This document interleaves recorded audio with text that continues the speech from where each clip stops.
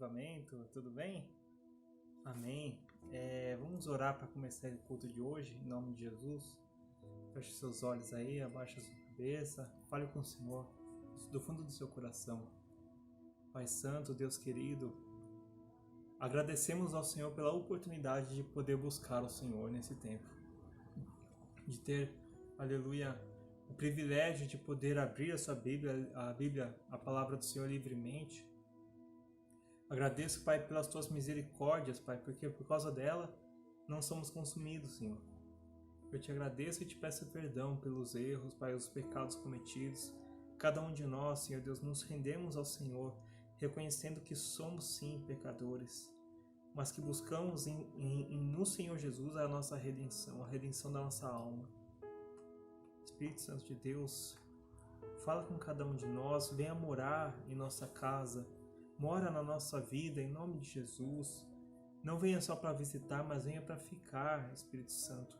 Abrimos o nosso coração, a casa é tua, pode entrar e fazer morada nela. Pai, eu te peço, eu te agradeço, Senhor. Te louvo, meu Deus, em nome de Jesus. Amém. Glória a Deus. Gostaria de compartilhar com vocês duas passagens bíblicas que uma complementa a outra. Diz que no momento, lá no Evangelho de Marcos, capítulo 12, a partir do 28, diz que chegou um escriba e começou a perguntar para Jesus: Jesus, qual é o principal dos mandamentos? É uma pergunta muito forte, né? Porque naquele tempo o pessoal, os judeus, eles tinham sofrido tanto pela desobediência e agora eles viviam uma religiosidade ferrenha, sabe? Então eles viviam uma lei pesada ali. E ali um dos escribas chegou para Jesus e falou: qual que é o principal dos mandamentos? Né? Para responder essa pergunta, Jesus precisaria saber quais eram os mandamentos. Né? Para quem não se lembra, são 10. E eu vou ler o que Deus disse no livro do Êxodo, quando Deus entregou os mandamentos para o seu povo. Êxodo capítulo 20, diz assim: Então Deus falou estas palavras, Êxodo 20, versículo 1. Eu sou o Senhor teu Deus, que te tirou da terra do Egito, da casa da escravidão. E aí ele fala, o primeiro, não terás outros deuses além de mim. O segundo, não farás para ti imagem esculpida, nem figura alguma do que há em cima no céu, nem embaixo na terra, ou nas águas embaixo da terra. Não te curvarás diante delas, e nem as cultuarás ou adorarás, pois eu, o Senhor, sou teu Deus, Deus zeloso, e castigo o pecado dos pais nos filhos, até a 3ª e 4ª geração daqueles que me amam. Mas sou misericordioso com 1000 gerações dos que me amam e guardam os meus mandamentos. O terceiro ele fala, não tomarás o nome do Senhor teu Deus em vão. Olha aí, cuidado, porque o Senhor não considerará inocente quem tomar o seu nome em vão. Olha só, às vezes você fala de Deus de qualquer forma, né? O nome de Jesus de qualquer maneira, pense bem. O quarto, lembra-te do dia do sábado para o santificar. O quinto, né? O quarto ainda, né? Porque ele fala assim, dentro do sábado ele fala, 6 dias trabalharás e farás o teu trabalho, mas o 7º dia é sábado do Senhor teu Deus. Nesse dia não farás trabalho algum, nem tu, nem teus filhos, nem tua filha, e nem teu servo, nem tua serva, e nem teu animal, e nem o estrangeiro que vive contigo. Porque o Senhor fez 6 dias, e em 6 dias os céus, a terra, o mar e tudo que neles há, e no 7º dia descansou. Por isso o Senhor abençoou o dia de sábado e o santificou. E aí ele continua, o próximo mandamento, honra teu pai e tua mãe, para que tenhas vida longa na terra que o Senhor teu Deus te dá. O próximo, não matarás, depois não adulterarás, depois não furtarás, depois não dirás falso testemunho contra o teu próximo. E por fim o 10º, não cobiçarás a casa do teu próximo, não cobiçarás a mulher do teu próximo, nem o seu servo, nem a sua serva, nem o seu boi, nem o seu jumento, e nem coisa alguma do teu próximo. Esses eram os 10 mandamentos, são os 10 mandamentos. Né? Muita gente pensa que Jesus veio para abolir, Mas Jesus não veio para abolir. Ele diz o seguinte, que ele veio para cumprir. Aliás, ele veio para dar o perfeito cumprimento. É como se ele viesse para nos mostrar como é que se faz de verdade, entende? E naquele momento o escriba chegou para Jesus, né? Voltando lá a Marcos 12, 28, diz que um escriba chegou para Jesus e perguntou, mas qual que é o principal dos mandamentos, né? O principal mesmo, né? E aí Jesus respondeu no versículo 29. Jesus respondeu, o principal é, ouve Israel, o Senhor nosso Deus é o único Senhor, né? E aí ele continua, amarás o Senhor teu Deus de todo o coração, de toda a alma, de todo entendimento e de todas as forças. E ele complementou, e o segundo é este, amarás o teu próximo como a ti mesmo. Não há outro mandamento maior do que esses. Amém? Então, olha, quando Jesus ele foi falar do primeiro mandamento, ele falou primeiramente o seguinte, ouve Israel, o Senhor, nosso Deus, é o único Senhor, né? A partir daí você pode respeitar qualquer mandamento, porque se você não reconhece que o Senhor é o único Senhor, não tem como você respeitar qualquer mandamento.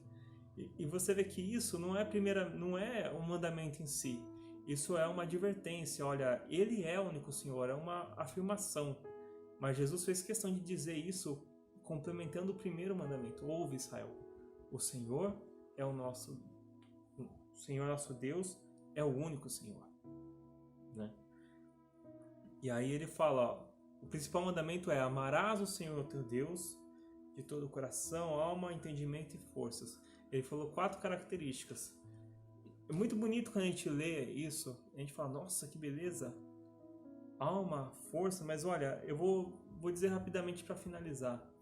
No original do grego ele fala o seguinte, de todo o coração, ou seja, de todo o teu íntimo, de toda alma. Na verdade ele quer dizer sobre todo o seu sentimento, sobre tudo que você pode sentir, acima do que dos seus sentimentos.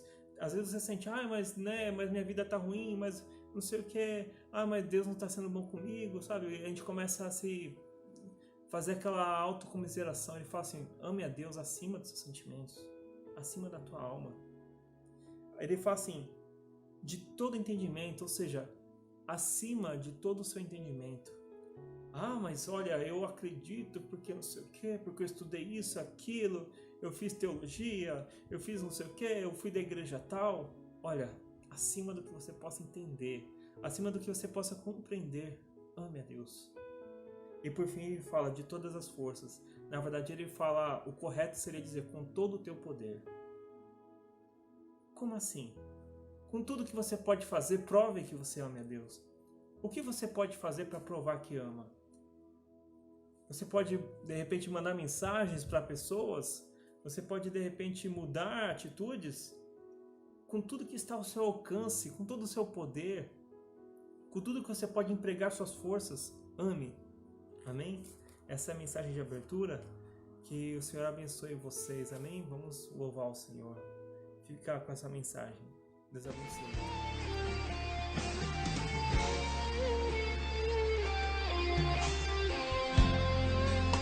Uma chance igual a essa, talvez eu não tenha mais.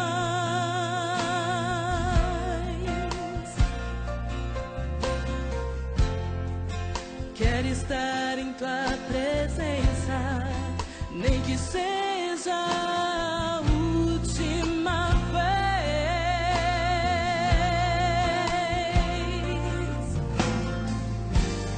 Se tiver que gritar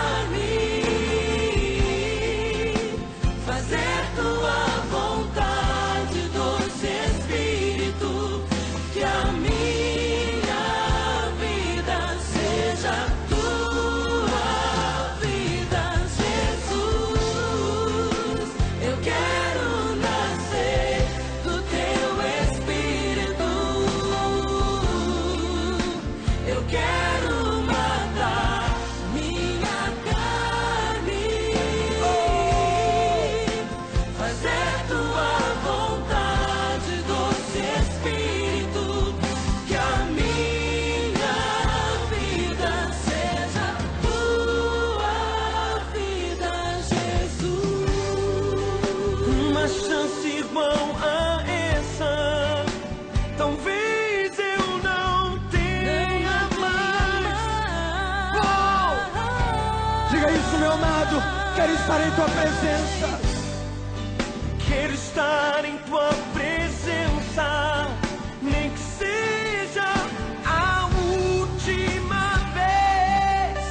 Levante as suas mãos e grite e cante. Se tiver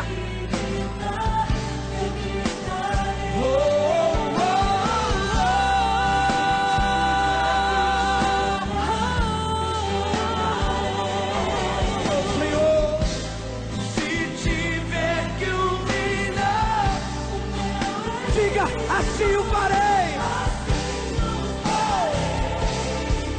Me dá mais uma chance. Eu quero nascer do teu Espírito. Eu quero matar minha carne,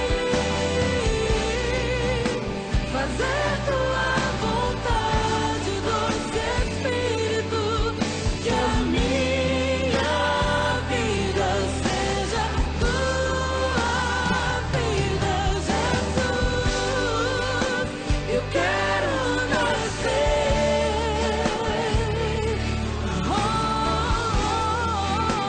Eu quero matar minha carne, Senhor, Fazer tua vontade, doce Espírito, que a minha vida seja tua. Eu quero ouvir a tua voz. Cante isso. Eu quero nascer, declare. Eu quero nascer do teu Espírito. eu quero nascer. Diga com toda a sua força. Eu quero minha carne, fazer tua vontade, doce Espírito, que a minha vida.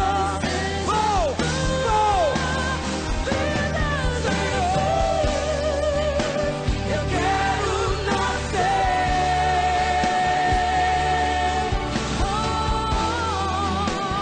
Quero matar minha carne, fazer tua vontade. Declare que a minha vida, que a minha vida Seja tua, que a minha vida, que a minha vida seja tua, levante a tua mão e diga: oh! minha vida seja tua, Mais uma vez, declare. que a minha vida seja tua vida. Graça e paz, Igreja do Avivamento. Glória a Deus, mais um dia, mais um culto. Primeiro culto de quinta-feira, né?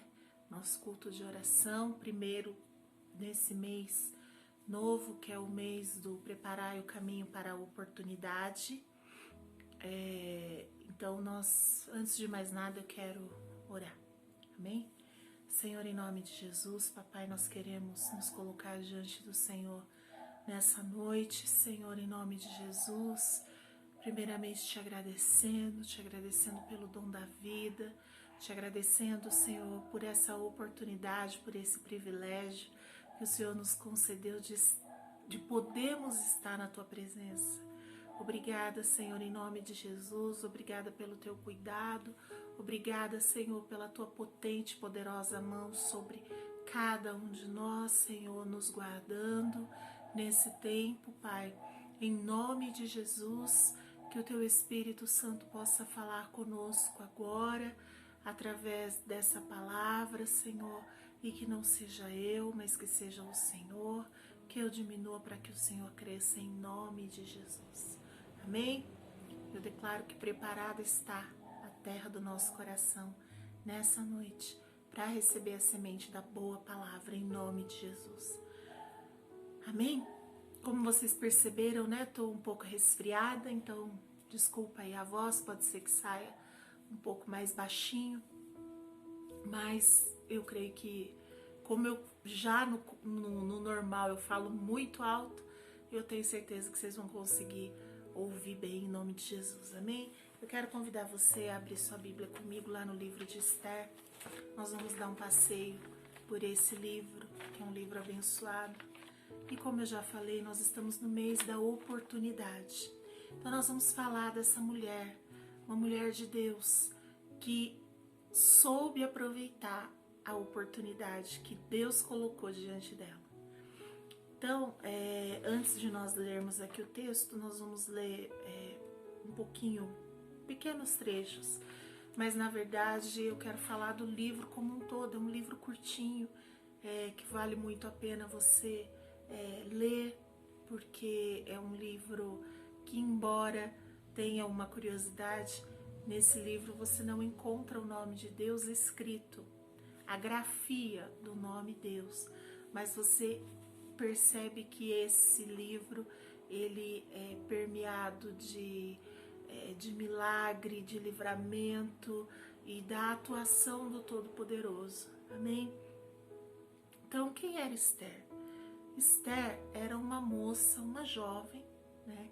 E ela foi criada por seu tio, na verdade um primo bem mais velho, que ela chamava de tio Mardoqueu ou Mordecai, né?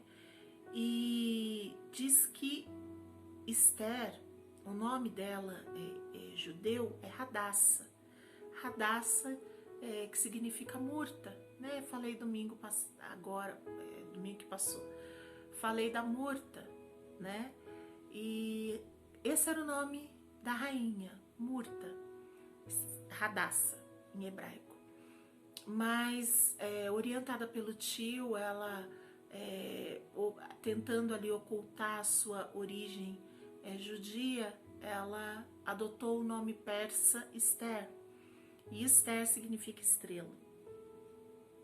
Mas o que aconteceu? Diz que no 3º ano do reinado daquele rei chamado Xerxes ou Artaxerxes ou Assuero, estamos falando da mesma pessoa, diz que no 3º ano daquele reinado, daquele homem que na época era o Todo-Poderoso, né? Lembra aí da história antiga, o Império Medo-Persa, que foi um império que chegou realmente a dominar o mundo. Diz que no 3º ano desse reinado, tanto que ele sucedeu, né, o Império Babilônico, o Todo-Poderoso lá, que se achava Todo-Poderoso, Nabucodonosor, né? Mas, enfim, esse rei, né, esse monarca, ele no 3º ano do seu reinado resolveu dar um banquete para comemorar os seus grandes feitos e aquela coisa toda, e ficou 6 meses se exibindo. O banquete já estava durando uma semana, até que no cabo dessa semana ele chama a sua rainha Vasti para que vá até a presença dele, que ele gostaria de exibir a beleza de sua rainha, que diz que realmente era uma mulher muito bonita. E a rainha diz: não vou, não quero, não vou, chega de festa, cansei, igual a menininha, deu por hoje, não vou mais. E Assuero ficou muito contrariado, né? E na verdade nem tanto ele, talvez sim ficou contrariado, mas mais movido e motivado por seus conselheiros, que ficaram com medo da consequência do ato da rainha dentro de suas casas. Que eles chegaram para o rei e falaram: rei, se a rainha faz isso com o senhor, que é o rei, que é o soberano, o todo-poderoso, imagina o que as mulheres vão fazer com a gente dentro de casa. Ou o senhor toma uma providência, ou nós estamos tudo acabado. Nosso reinado de homem vai por água abaixo. E aí, incentivado ali pelos seus conselheiros, o rei acaba cedendo e destitui a rainha Vasti do seu trono. Só que ele ficou muito triste, porque ele realmente era um rei apaixonado, era um homem apaixonado, era um marido apaixonado. E aí, para tentarem aplacar a tristeza do rei, diz que aqueles conselheiros deram para ele um conselho: rei, manda convocar todas as jovens virgens mais bonitas do reino, porque dentre elas o Senhor vai acabar escolhendo uma rainha. Então foi isso que o rei fez. Ele instituiu lá um concurso de beleza, e essa jovem Esther, ela foi inscrita nesse concurso. Era uma jovem bonita, então ela também foi participar desse concurso. E aí diz que ao cabo desse concurso, né, ele ia chamando as jovens conforme, né, ele lhe aprovia. Quando desse vontade, ele ia chamando as moças. E diz que um belo dia ele chamou Esther e gostou muito de Esther, mais do que de todas as outras que já tinham passado pelos seus aposentos, e Esther foi feita rainha. Muito bem. E depois de Esther já estar exercendo, né, o seu papel de rainha, aí teve toda aquela trama de Amã, né, para tentar matar os judeus. Amã, descendente do rei Agag. Amã era uma amalequita, um antigo inimigo do povo judeu. Então Amã, por conta dele possuir uma posição uma posição de nobreza dentro do reino, todos deveriam se curvar diante de Amã, e Mardoqueu não se curvou, justamente porque Mardoqueu era judeu, ou Mordecai, como queira, era judeu, e Amã era uma amalequita. Então jamais um judeu se curvaria diante de um amalequita, e ele só se curvaria mesmo diante do Deus Todo-Poderoso, a quem ele servia. E ele se recusou terminantemente: não me curvo. E por conta dessa bronca, dessa rixa com Amã, de Amã com Mordecai, Amã intentou matar não só Mordecai, mas toda a nação, todo aquele povo que estava ali cativo do Império Medo-Persa. Então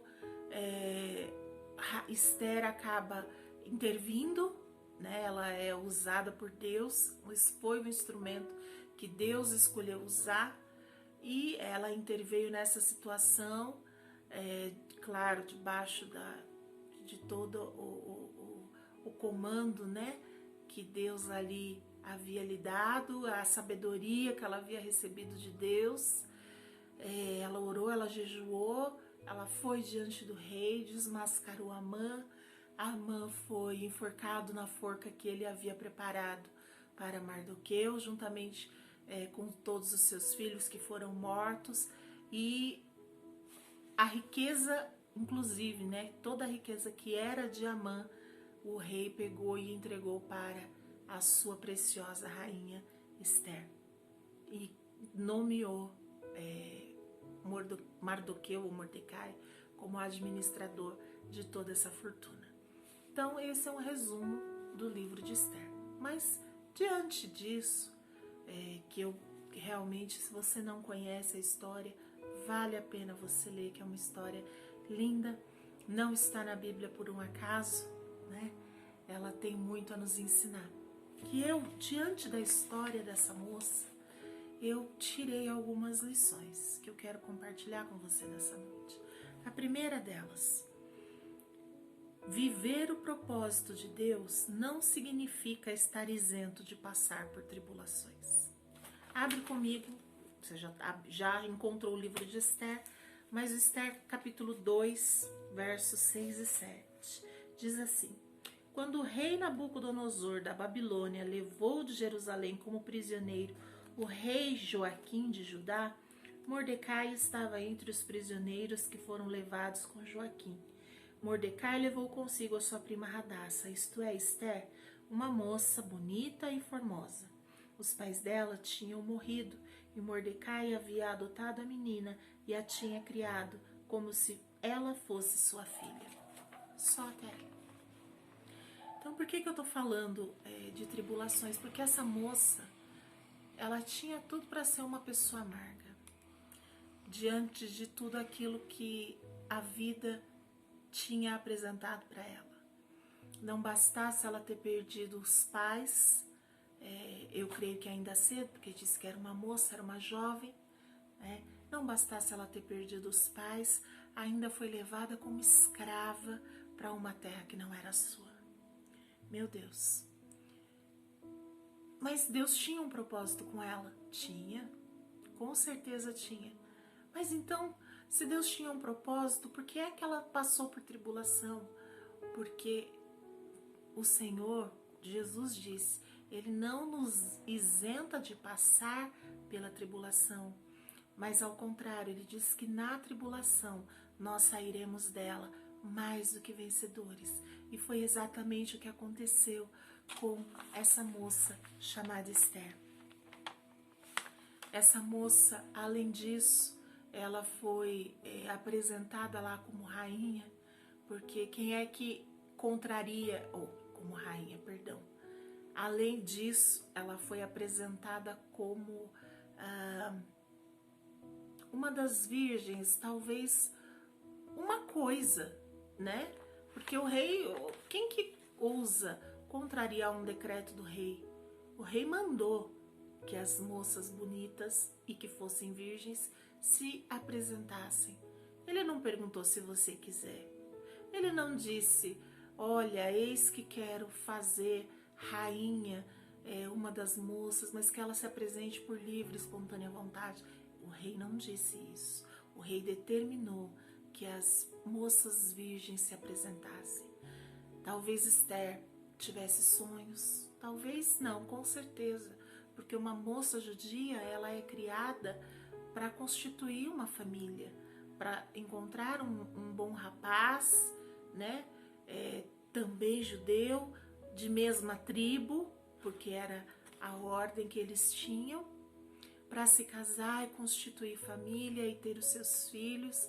E de repente Esther se viu tendo que abrir mão de tudo isso, até mesmo dos sonhos de menina que ela tinha, uma casinha, um marido, filhos, uma vida normal.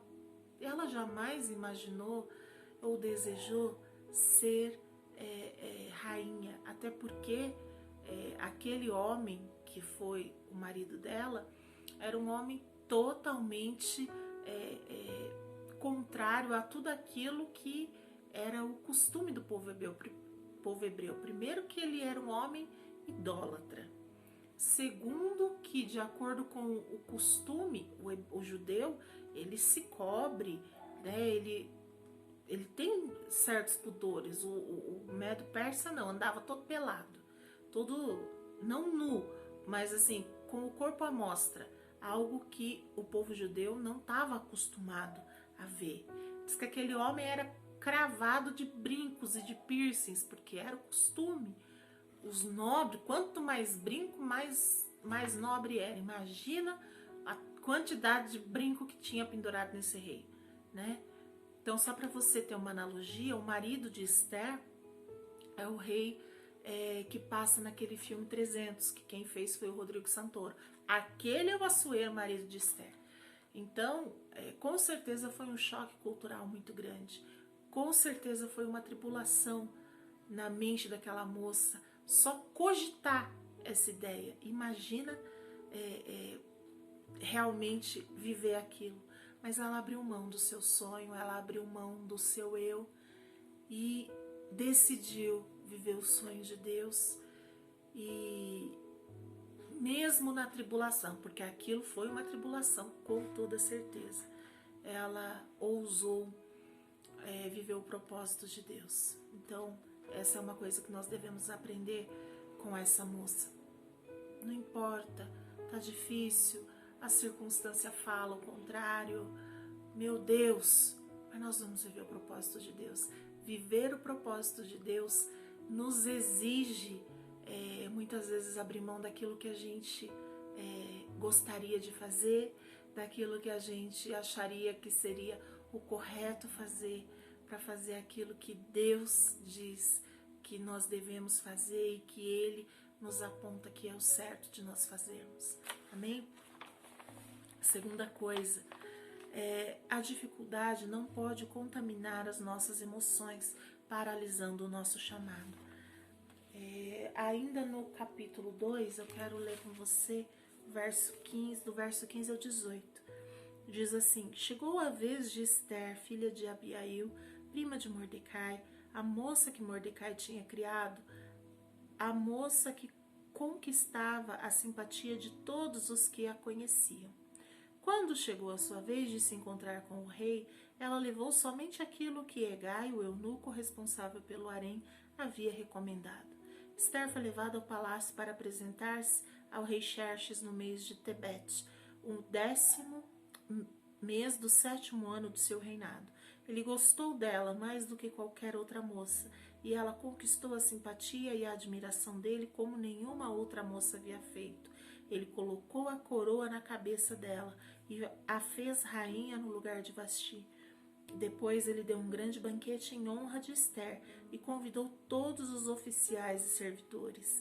Ele decretou que aquele dia fosse feriado no reino inteiro e distribuiu presentes que só um rei poderia oferecer. Tudo isso por conta da rainha, daquela princesa que ele havia desposado. Mas o que chama a atenção aqui é que mesmo no meio de toda essa tribulação, mesmo no meio de todo esse conflito, com certeza com as suas emoções abaladas, Esther não se deixou contaminar por elas. Esther continuou firme no seu propósito, continuou firme a sua essência, as suas convicções, exalando o bom perfume do Senhor. Jesus Cristo ainda não tinha, mas ela exalava o bom perfume do Criador, do Deus Pai, o Deus a quem ela servia por onde quer que ela passasse. Ela não passou despercebida em nenhum lugar. Por onde ela passava, ela cativava, ela deixava registrada a simpatia e a graça que só o Senhor é que faz com que nós tenhamos. Então, mais uma lição. Não importa como nós... a circunstância, não importa aquilo que nós estamos passando. Isso não pode ser maior do que o Deus que nós servimos, do que as nossas convicções. Nós não podemos nos deixar abalar por nada daquilo que ouvimos ou por nada daquilo que estejamos passando, em nome de Jesus. A terceira coisa que eu aprendo: as maiores oportunidades aparecem no tempo das maiores dificuldades. Esther 4, verso 14.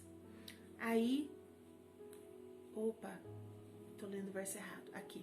Se você ficar calada numa situação como esta, do céu virão o socorro e a ajuda para os judeus, e eles serão salvos. Porém você morrerá, e a família do seu pai desaparecerá. Mas quem sabe, talvez você tenha sido feita rainha justamente para ajudar em uma situação como essa. E realmente, aquela moça, ela havia sido feita rainha, sim, para ajudar naquela situação, porque ela foi a ferramenta que Deus usou para intervir, para desmascarar aquele Amã, e Amã é que foi morto e o povo de Deus recebeu o livramento. Só que nós precisamos estar atentos, é a lição que eu aprendo. Às vezes aparece a oportunidade e a gente fica e faz de sapo surdo. Esteja atento, observe as oportunidades do Senhor à sua volta. Eu assisti um programa esses tempos na televisão, no Discovery, History Channel. E eu gosto muito de história, então estava mostrando aqui algumas pessoas que eles, na verdade, são estrangeiros, são descendentes de estrangeiros. Esses nasceram no Brasil, são brasileiros, mas eles vêm de famílias imigrantes, né, que vieram para o Brasil em busca de uma oportunidade. E o que todos eles têm em comum é que eles são proprietários de grandes negócios, de grandes impérios, mas esses negócios nasceram num tempo totalmente que era desfavorável para eles. Nada lhes estava sendo favorável, mas no meio da crise, eles conseguiram enxergar essa oportunidade. E nós também, como povo de Deus, a gente não pode fechar os olhos. Nós precisamos que o Senhor tire dos nossos olhos as escamas para que nós possamos enxergar as oportunidades. Vou dar um exemplo aqui, ó. Depois você pesquisa aí que você vai encontrar a história do dono do Habib's, a história do dono da Multilaser, a história do dono do banco Nubank, a história da família Matarazzo. Procura que você vai encontrar toda essa história aí que eu vi. Você vai ver que eles realmente empreenderam em meio à crise, mas eles souberam aproveitar essa oportunidade, se agarraram nela e escreveram uma história totalmente diferente daquela que a circunstância estava apresentando para eles. Toma posse disso, que essa seja a nossa história, que o Senhor te dê criatividade, que o Senhor faça com que você enxergue as oportunidades dele para a sua vida, mesmo no meio da tribulação e da turbulência, assim como aconteceu aqui com a rainha Esther. E o último que eu aprendo, né? A sua vida será um testemunho poderoso da glória de Deus. Bom, só por Esther ter o nome dela registrado na Bíblia e um livro para contar a história dela, você já pode concluir que ela realmente fez a diferença. Não foi uma mulher qualquer. E realmente não foi. Mordecai chamou a atenção dela aqui para estabelecer, né, esse livramento sobre o povo, e dessa história nasce a festa do Purim que nós comemoramos, mas não foi só nisso que a rainha Esther foi atuante. Se você pegar lá Neemias, depois você olha lá Neemias capítulo 2, verso 6, tá falando de quando o livro de Neemias fala da reconstrução da cidade, né? Quando o povo vai retornar para lá, a cidade está toda destruída, a cidade está toda, enfim, toda assolada. E Neemias é enviado para lá para reconstruir os muros da cidade, em primeiro lugar, porque não adiantava reconstruir a cidade se os muros dela estavam em ruínas. Esdras foi na frente, conseguiu restaurar o templo, mas precisavam os muros da cidade serem restaurados, e Neemias foi lá para executar essa obra. Mas sabe por que Neemias foi? Porque esse rei Assuero era o rei a quem Neemias servia. Neemias era copeiro do rei. E diz que um belo dia Neemias chega na presença do rei, porque aquele não era o semblante dele. O rei percebe que ele está abatido, percebe que ele está cabisbaixo, e o rei pergunta para Neemias: o que aconteceu? O que está afligindo o seu coração? Porque você não é assim, você é uma pessoa diferente, hoje você está abatido. O que aconteceu com você? E Neemias conta o que aconteceu, e aí o rei decide então permitir que Neemias retorne a Jerusalém, reconstrua a cidade, os muros da cidade, né? Fornece cartas para que ele vá adquirindo o material todo pelo caminho. Mas só que esse versículo 6, ele frisa uma coisa: estando a rainha ao lado do rei. Quem era essa rainha? Era a rainha Esther. Então Neemias, ele conseguiu, ele alcançou o favor desse rei muito também pela influência daquela esposa sobre o seu marido. Por conta do testemunho de Esther, por conta das suas características que ela não perdeu em nenhum momento, aquele rei sabia exatamente quem era o povo de Deus, qual era a característica do povo de Deus, qual era a índole do povo de Deus, e ele se afeiçoou ao povo de Deus ao ponto de permitir que seu copeiro retornasse. E não só isso, ele também forneceu os meios necessários para que os muros daquela cidade fossem reconstruídos e posteriormente a cidade também foi, né? Mas quem que estava lá? A rainha. E outra coisa também, se você pegar lá em Isaías 45, se você ler lá do verso 1 ao verso 8, Isaías está profetizando acerca de um rei que virá e que livrará o povo e permitirá que o povo volte do cativeiro. O cativeiro que começou lá com Nabucodonosor. Esse rei, que se chama Ciro, ele vai libertar todo o povo, vai permitir o regresso do povo. E diz que Isaías, ele profetizou isso 100 anos antes, pelo menos, desse rei nascer. E esse rei é Ciro. E esse Ciro é quem? Ele é filho da rainha Ester, filho de Assuero e da rainha Ester. É o único rei que você vai encontrar notícia dele na Bíblia, dizendo que ele é chamado de ungido do Senhor, sem ser, como fala, sem ser da linhagem de Israel. Isaías fala de Ciro antes. Isaías profetiza o cativeiro 100 anos antes do cativeiro acontecer. Mas até chegar Ciro dá mais tempo, até o nascimento de Ciro. Então, muito antes. Mas ele está falando desse moço aí, que é filho da rainha Ester. E um moço que ela soube educar, soube ensinar. Mesmo ele sendo filho do todo-poderoso rei Assuero, o bambambam da terra, o senhor de todas as terras, né? Porque ele era o rei mais poderoso que existia.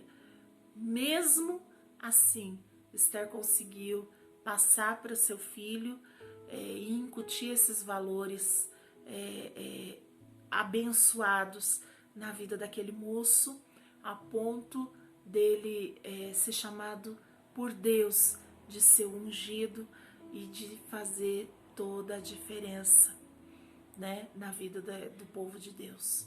E tudo isso por quê? Porque um dia uma moça, uma jovem, resolveu dizer sim para o projeto de Deus. Ela sabia o que ia acontecer? De maneira alguma. Nem imaginava. Talvez se tivessem dito para ela, ela diria assim: meu Deus, procura alguém com maior qualificação. O senhor, por favor, procure alguém que preencha todos esses requisitos, porque essa pessoa não sou eu. Mas ela, mesmo não sabendo da grandiosidade do projeto que Deus tinha para a vida dela, ela disse sim. Ela disse sim para algo simples, mas que posteriormente teve um grande resultado. Diga sim para o simples de Deus, porque você pode não ver, mas o teu sim vai proporcionar um grande resultado lá na frente. Vai afetar não só você, mas também toda a sua geração. Vale a pena dizer sim para o projeto de Deus.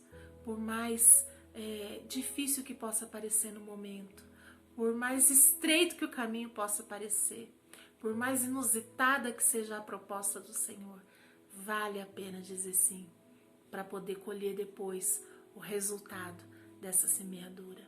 Aproveite as oportunidades do Senhor na sua vida, em nome de Jesus. Amém? Eu quero orar por você. Senhor, em nome de Jesus, queremos, Senhor, nos colocar diante do Senhor. Queremos dizer para o Senhor, papai, que aceitamos o teu projeto, que aceitamos, Senhor, a tua proposta, que dizemos sim, Senhor, para o teu chamado, em nome de Jesus. Talvez, Senhor, nós não estejamos vendo onde esse sim pode nos levar, mas o Senhor tem seus caminhos, ainda que talvez aos nossos olhos esses caminhos possam estar em meio a tormentas e tempestades, hoje, aos nossos olhos. Talvez assim como se pareceu ser assim para a rainha Esther. Mas nós cremos, Senhor, que o teu propósito, o teu projeto, a tua vontade para as nossas vidas sempre será boa, perfeita e agradável, Senhor. Então, em nome de Jesus, nós dizemos sim. Nós dizemos sim para o teu chamado. Nós dizemos sim, Senhor, para o teu projeto. Nós dizemos sim, Senhor, para o teu propósito. Em nome de Jesus, Espírito Santo, que o Senhor possa continuar falando, ministrando aos nossos corações e recalculando a rota do nosso GPS, para que possamos, Senhor, ir rumo ao cumprimento da promessa, ao cumprimento do projeto, ao cumprimento da palavra do Senhor sobre as nossas vidas, em nome de Jesus. Amém e amém. Amém? Que o Senhor te abençoe, que o Senhor te guarde, que o Senhor faça com que o rosto dele resplandeça sobre você, sobre a sua casa, que sobre ti o Senhor levante o rosto e te traga a paz, em nome de Jesus. Deus te abençoe. Amo vocês.